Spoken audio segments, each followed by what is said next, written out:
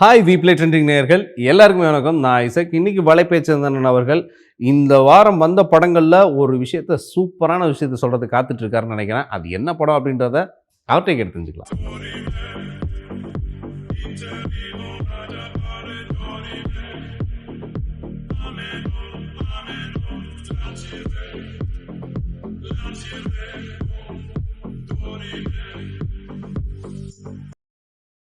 Sir வணக்கம் sir. எப்படி இருக்கீங்க சார்? வணக்கம், நல்லா இருக்கேன். ரொம்ப சிறப்பான ஒவ்வொரு படங்களுமே ஒவ்வொரு வாரமும் வந்துடுது.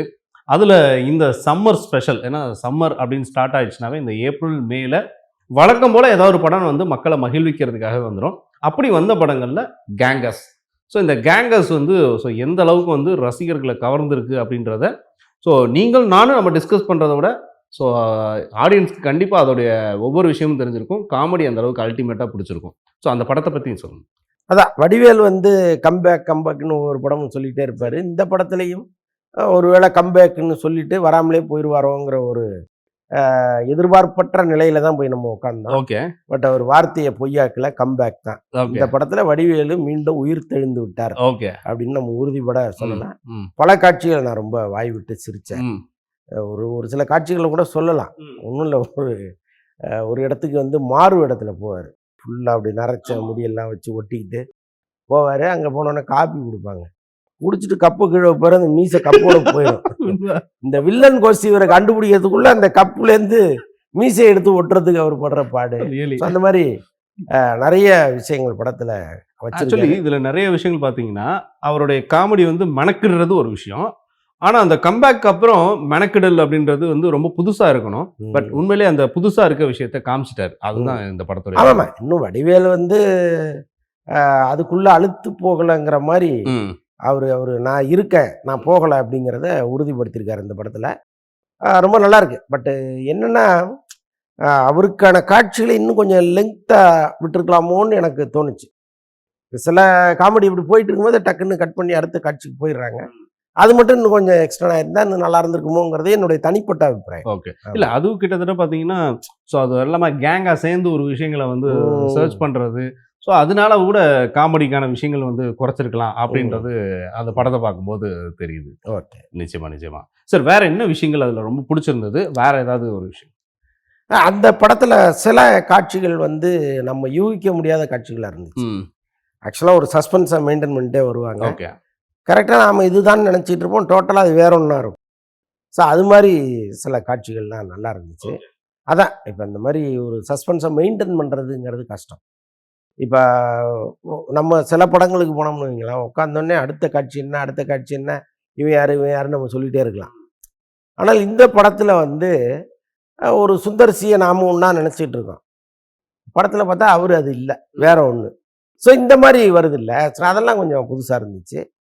டோட்டலாகவே இந்த படம் வந்து வடிவேலு என்னவா இருக்காருங்கிறத மையப்படுத்திய படமாக தான் எல்லாருமே பார்த்தாங்க.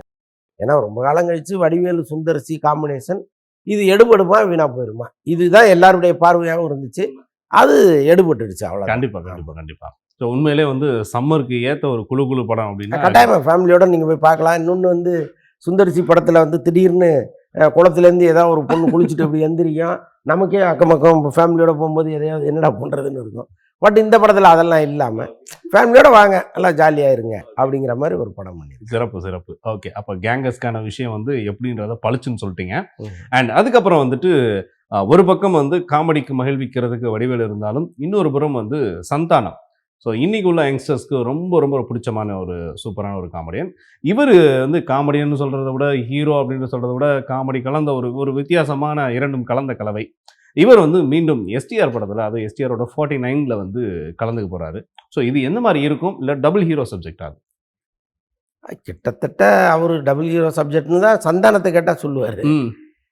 இந்த படத்தை பொறுத்தளவுக்கு சிம்புக்கு தான் பெரிய முக்கியத்துவம் இருக்கும். சந்தானம் ஒரு காமெடி ரோலில் வருவார்னு நான் நினைக்கிறேன். பட் அவருக்கு என்னென்னா, சிம்பு கேட்டு நம்ம மறுக்கக்கூடாது. அது ஒன்று தான் வந்து சந்தானத்துடைய ஒரே பதிலாக இருக்குது. இதுவே வேற யாராவது இருந்தால், என்ன கதை, யார் டைரக்டரு, இதில் எனக்கு என்ன ஹோப் இருக்கும், நான் இன்னொரு ஹீரோவாக வர முடியுமா, இவ்வளவும் கேட்டிருப்பார். ஆனால் சிம்பு ஃபோன் பண்ணி, சந்தானம் நீங்கள் என் படத்தில் நடிக்கணும் அப்படின்னோடனே ஓகே சார், அவ்வளோதான். அது மறுபேச்சே கிடையாது. அதுக்கு என்ன காரணம் அப்படின்னா, லொல்லு சபாவில் இருந்த சந்தானத்தை திரைக்கு கொண்டு வந்தது வந்து இவர் தான், சிம்பு தான். ஸோ அப்போ அந்த மரியாதை, அந்த நன்றி எல்லாமே வந்து சந்தானத்திட்ட இருக்குது. பொதுவாக சினிமாவில் இந்த நன்றி உணர்ச்சி எல்லாம் பெருசாக இருக்காது. நம்ம யார் வளர்த்து விட்டாங்களோ அவங்கள தான் முதல்ல உதைப்பாங்க.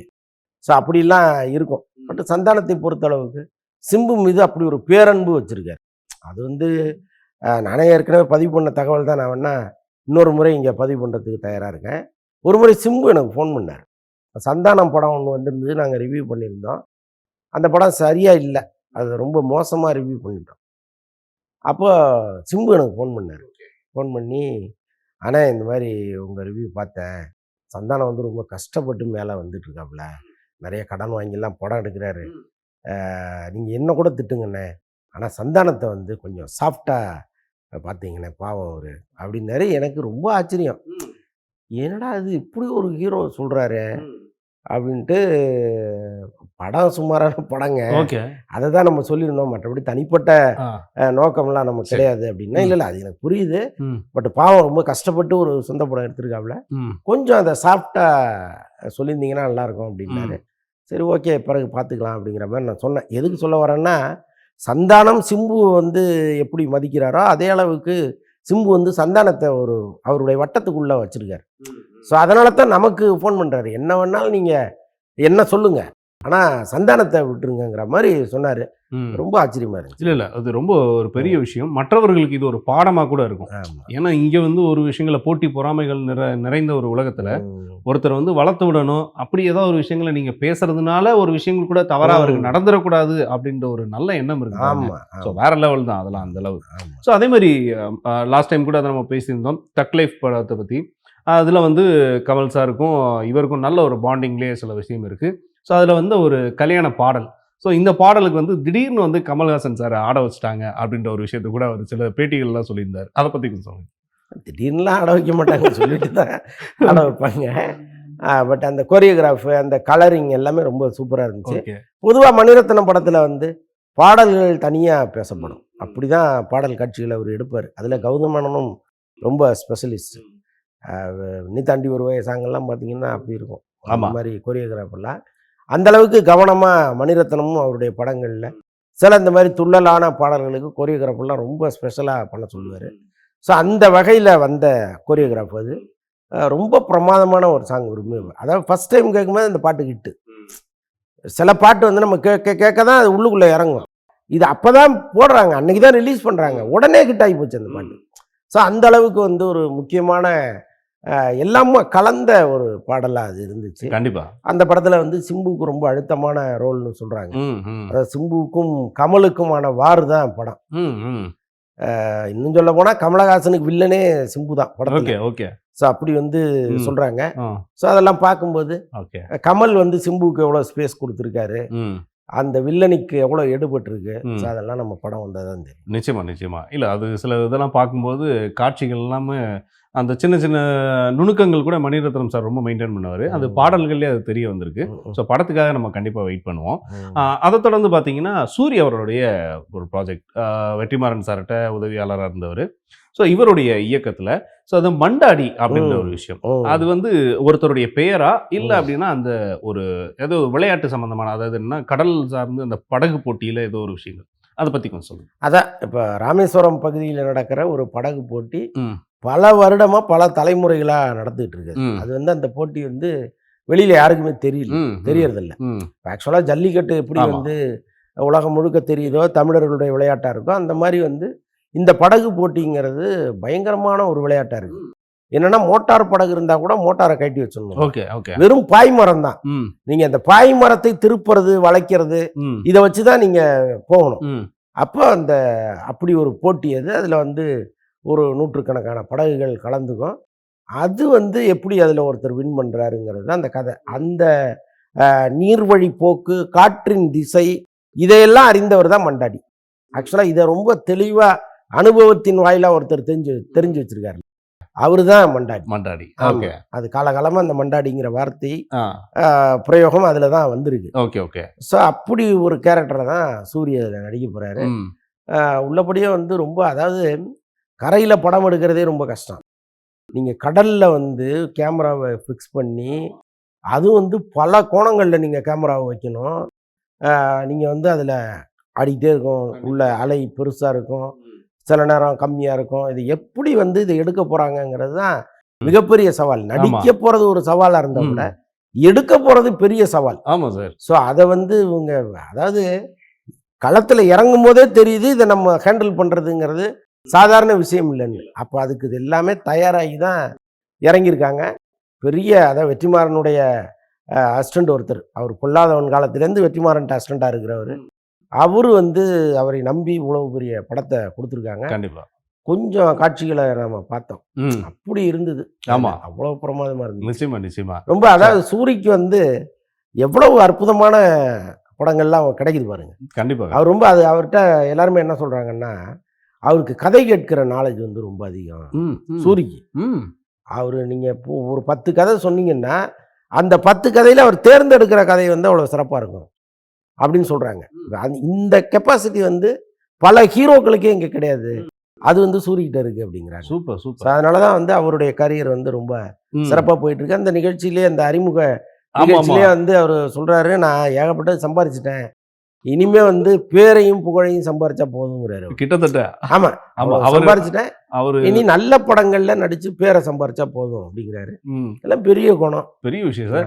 அது அவர் சொல்ற விஷயங்கள் பாத்தீங்கன்னா ஒரு நான் வந்து பெயிண்ட் அடிக்கிற பிசினஸ்ல இருந்து இன்னைக்கு என்னோட வளர்ச்சியே வந்து வேற லெவல்ல வந்துருச்சு. பட் நான் அதிகமாகவும் சம்பாரிச்சிட்டேன், நீங்க சொன்ன விஷயம் தான் அது. ஆமா, பட் அவர் சொல்லும் பொழுது ரொம்ப அப்படியே கூஸ் பம்பா இருந்துச்சு. இந்த மாதிரியான ஒரு விஷயம் இன்னொன்னு ரொம்ப ஆரம்ப நிலையில கஷ்டப்பட்டு வந்த பல பேர் வந்து வளர்ந்த பிறகு அதை சொல்ல மாட்டாங்க.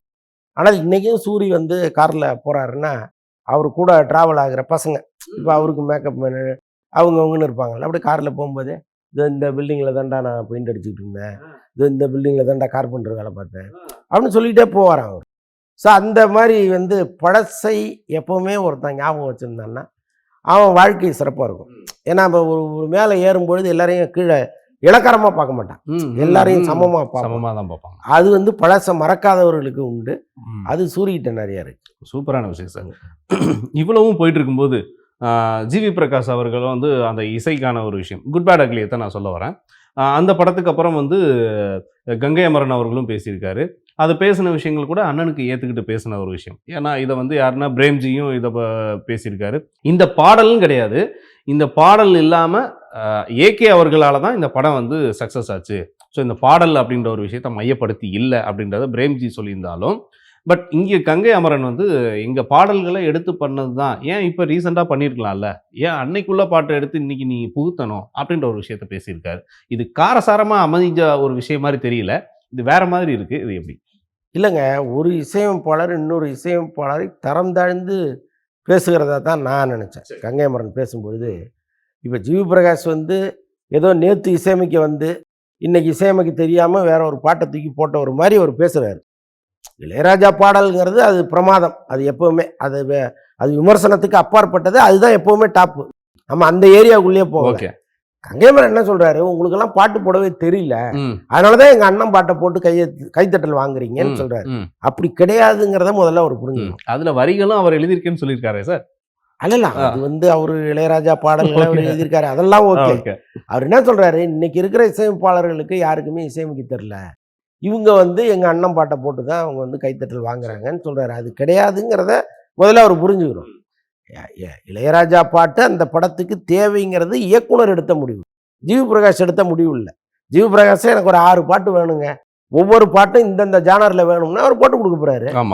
அது தெரியாமல அவர் இத்தனை பாட்டு போட்டு கொடுத்துருக்கிறாரு. எவ்வளவு பாடல்கள், அவருடைய பாடல்கள் அவ்வளோ ஹிட்டு பாடல்கள்லாம் இங்கே இருக்கு.